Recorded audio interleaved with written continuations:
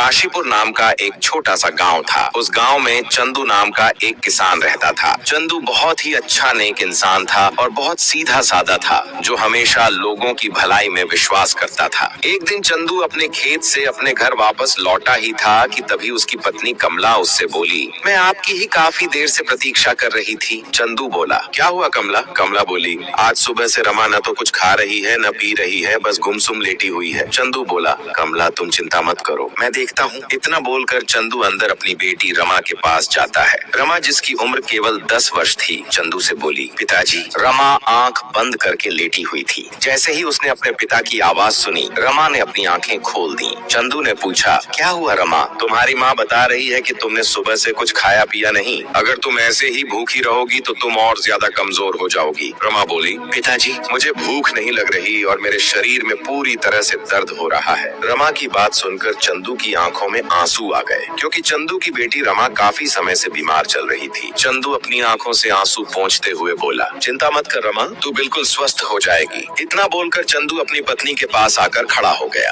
कमला बोली, आखिर आप रमा को और मुझे कब तक झूठी तसल्ली देते रहेंगे? आखिर मेरी बेटी को ऐसी कौन सी बीमारी लग गई है जो वह ठीक होने का नाम ही नहीं ले रही? चंदू बोला, तुम चिंता मत करो कमला, रमा की वजह से ही मैं खेत में कड़ी मेहनत कर रहा हूँ। मेरी फसल गाँव में सबसे ज्यादा अच्छी होगी। कल फसल की कटाई है। कल मैं फसल को राज्य में अच्छे दामों में बेच कर आऊंगा और उसके बाद हम अपनी बेटी रमा का किसी अच्छे वैद्य जी के पास इलाज कराएंगे। कमला दुखी होते हुए बोली, हमारी बेटी ठीक तो हो जाएगी ना? चंदू बोला, कमला मैं हमेशा लोगों की भलाई के बारे में सोचता रहा हूँ और बचपन से मैंने एक ही बात सीखी है, अच्छे के साथ अच्छा ही होता है। मैंने किसी का बुरा नहीं किया, तो विश्वास करो मेरे साथ भी बुरा नहीं होगा। इतना बोलकर चंदू अपने घर से बाहर चला गया। कुछ देर तक चंदू गहरी सोच में गुमसुम चलता हुआ एक झोपड़ी के पास खड़ा हो गया। उस झोपड़ी के बाहर एक बूढ़ा व्यक्ति बैठा हुआ था, जो कि चंदू के गांव का एक बहुत बड़ा वैद्य था। वैद्य जी चंदू की ओर देखकर बोले, क्या हुआ चंदू, तुम्हारे चेहरे पर चिंता की लकीरें क्यों झलक रही हैं? चंदू बोला, आज मेरी बेटी रमा ने सुबह से कुछ नहीं खाया और आज मेरी पत्नी भी मुझसे पूछ रही थी कि आखिर रमा को ऐसी कौन सी बीमारी लग गई है जो वह ठीक होने का नाम ही नहीं ले रही। इतना बोलकर चंदू फूट फूट कर रोते हुए वैद्य से दोबारा बोला, अब मैं अपनी पत्नी से ज्यादा दिन तक झूठ नहीं बोल पाऊंगा। चंदू की बात सुनकर वैद्य कुछ देर तक गहरी सोच में डूबे रहे। कुछ देर बाद वह चंदू के चेहरे को बहुत ही गौर से देखते हुए बोले, देखो चंदू, मैंने तुमसे पहले ही कहा था कि तुम्हारी बेटी को एक विचित्र बीमारी है और उसका इलाज संभव नहीं है, लेकिन मैं तुमसे यह नहीं कहूंगा कि तुम उसका किसी दूसरे वैद्य से इलाज नहीं करवाओ। रामनगर राज्य में एक बहुत बड़े वैद्य रहते हैं, जो कि मेरे गुरुजी भी हैं। तुम्हें जाकर उनसे मिलना चाहिए, परंतु वहाँ जाने से पहले तुम्हें धन का इंतजाम कर लेना चाहिए। कल मैं अपनी फसल काट कर राज्य में अच्छे दामों पर बेच कर आऊंगा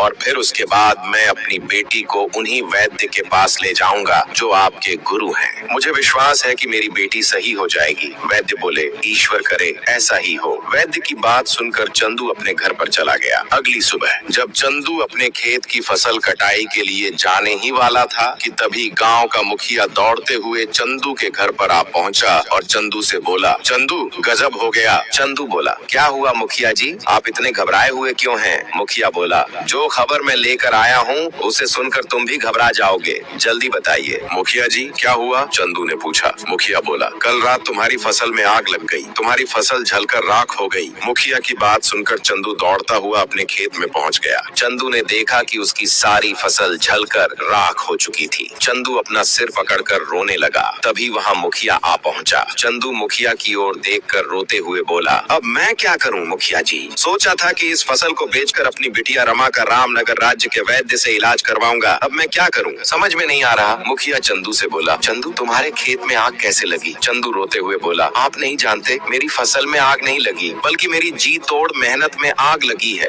मेरा परिवार तो अब भूखा मर जाएगा, अब मैं क्या करूं? मुखिया बोला, मैं जानता हूँ तुम्हारी पुत्री विचित्र बीमारी से जूझ रही है, लेकिन तुम चिंता मत करो। अगर तुम चाहो तो मैं तुम्हें जमींदार से कुछ कर्ज दिलवा सकता हूँ। यह सुनकर चंदू अपने आंसू पोंछते हुए बोला, मुखिया जी मैं आपका यह एहसान जिंदगी भर नहीं भूलूंगा। मेरी पुत्री का इलाज होना बहुत जरूरी है, तो फिर चलो मेरे साथ। मुखिया बोला। मुखिया चंदू को जमींदार के घर पर ले गया और जमींदार को सारी घटना बताते हुए बोला, जमींदार जी चंदू को इस समय धन की बहुत आवश्यकता है। उसकी फसल जलकर राख हो गई है, उसके घर में खाने को खाना नहीं है, ऊपर से उसकी पुत्री एक विचित्र बीमारी से जूझ रही है। इस बेचारे के ऊपर तो एक साथ आफतों के पहाड़ टूट टूट पड़े हैं। जमींदार बोला, ठीक है, मैं इसे धन देने के लिए तैयार हूँ, लेकिन कुछ महीनों बाद मेरी पुत्री सोनाक्षी का विवाह होने वाला है। इसे सारी रकम ब्याज सहित वापस लौटानी होगी। चंदू बोला, मैं तैयार हूँ जमींदार जी, आप मुझे कर्ज के रूप में जितना भी धन दे देंगे, मैं उससे दोबारा खेती करने के लिए बीज खरीदूंगा और अपनी पुत्री का इलाज भी करवाऊंगा। जमींदार ने स्वर्ण मुद्राओं की थैली चंदू को पकड़ाई। चंदू स्वर्ण मुद्राओं की थैली को लेकर अपने घर पर चला गया और सारी घटना अपनी पत्नी कमला को बताते हुए बोला, जमींदार तो बहुत ही अच्छा आदमी निकला। कमला,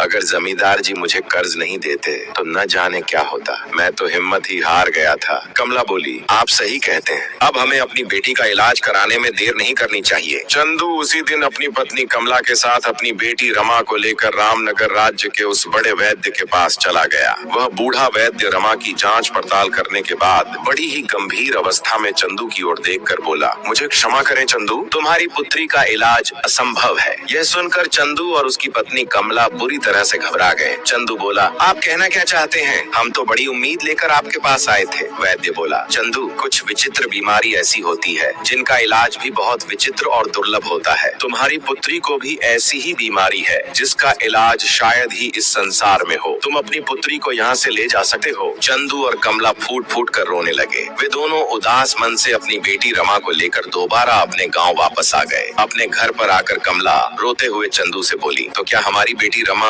अब कभी सही नहीं हो पाएगी? चंदू बोला, हिम्मत मत हारो कमला, मेरा मन अभी भी कहता है कि मेरी बेटी रमा सही हो जाएगी। अरे, रामनगर राज्य के वैद्य ने अगर हार मान ली तो क्या हुआ? और भी राज्यों में ऊंचे वैद्य हैं। मैं दूसरे राज्य के वैद्य के पास जाऊंगा, लेकिन फिलहाल तो खेत में काम करना भी जरूरी है, क्योंकि जमींदार का कर्जा भी चुकाना है। अगले दिन चंदू कुछ बीज खरीदकर अपने खेत में बोने गया ही था कि तभी वहाँ जमींदार अपने साथी सरजू के साथ आ पहुँचा। जमींदार ने चंदू की ओर देखकर कहा, मुझे मेरा कर्ज सूद सहित वापस चाहिए। जमींदार की बात सुनकर चंदू बुरी तरह चौंक पड़ा। यह आप क्या कह रहे हैं जमींदार जी? अभी परसों ही तो मैंने आपसे कर्ज लिया था, इतनी जल्दी मैं आपका कर्ज सूद सहित कैसे वापस कर सकता हूँ? चंदू की बात सुनकर जमींदार के बगल में खड़ा उसका मित्र जोर जोर से हंसता हुआ बोला, तुम मूर्ख हो चंदू, तुमने यह भी सोचने की कोशिश नहीं की कि तुम्हारे खेतों में आग कैसे लगी? चंदू हैरान होकर बोला, मैं तुम्हारी बात का मतलब नहीं समझा। जमींदार बोला, इसकी बात का मतलब मैं तुम्हें समझाता हूँ चंदू। दरअसल मेरी नजर तुम्हारे खेत पर काफी समय से थी, मैंने ही तुम्हारे खेत में आग लगाई थी। जमींदार की बात सुनकर चंदू बुरी तरह चौंक पड़ा। जमींदार फिर बोला, हाँ, मैंने ही आग लगाई थी। मैं जानता था कि तुम्हारी पुत्री बीमार है और उसे इलाज की बहुत ज्यादा आवश्यकता है। तुम इस गाँव में घूम फिर कर कर्ज लेने के लिए आखिरकार मेरे पास ही आओगे, और मेरी किस्मत तो देखो, मुखिया जी स्वयं तुम्हें मेरे पास ले आए। चंदू गुस्से से बोला, यह तो गलत है जमींदार, किसी की मुसीबत का फायदा उठाकर कोई भी इंसान सुख से नहीं जी पाया।